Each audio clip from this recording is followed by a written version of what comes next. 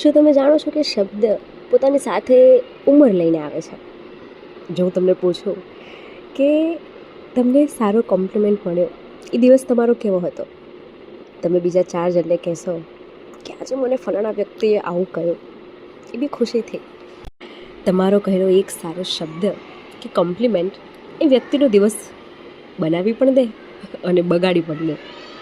એટલે જ કહેવાય કે યુઝ યોર વર્ડ્સ કાઇન્ડલી.